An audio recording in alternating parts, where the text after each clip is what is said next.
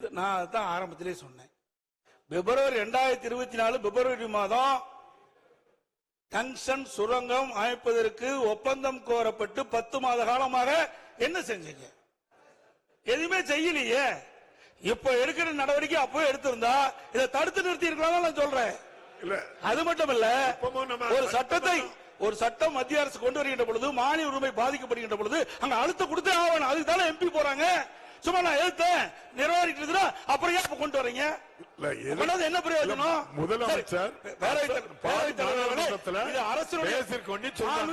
தலைவர்களே, அரசுடைய அலட்சியத்தால் இன்றைக்கு அவன் பகுதி மக்கள் பாதிக்கப்படுறாங்க. அதான் நான் சொல்றேன். திட்டத்தை எதிர்க்கிறது, இந்த தீர்மானத்தை ஆதரிக்கிறது கொண்டு வந்திருக்கோம். நீங்க இப்போ என்ன சொல்றீங்க? இந்த திட்டம் நமக்கு தேவையில்லாத ஒண்ணு தானே, சுரங்கம் வரக்கூடாது இல்லையா அப்படின்னா தீர்மானத்தை ஆதரிங்க.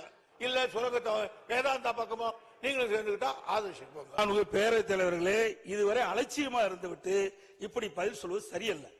ஏனென்றால் ஒரு அரசாங்கம் அவ்வப்போது விழித்துக் கொண்டு மக்களுக்கு பிரச்சனை ஏற்படும் தீர்த்து வைக்கணும். அலட்சியமாக இருந்தது சொல்றாரு. எந்த விதத்திலும் இந்த திமுக ஆட்சி அலட்சியமா இருந்தது இல்ல. பொது மக்களுடைய பிரச்சனை பொறுத்தவரை நாங்கள் இது வரைக்கும் அலட்சியமா இருந்தது கிடையாது. அலட்சியமா இருந்தங்கிற அவை குறிப்பிலிருந்து நீக்கிறேன்.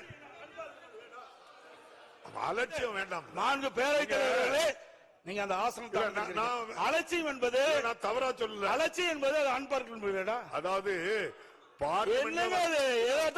எதுக்கு பேசுறீங்க? எதுக்கு தீர்மானங்களை எல்லாம் பேச விட்டுட்டீங்க?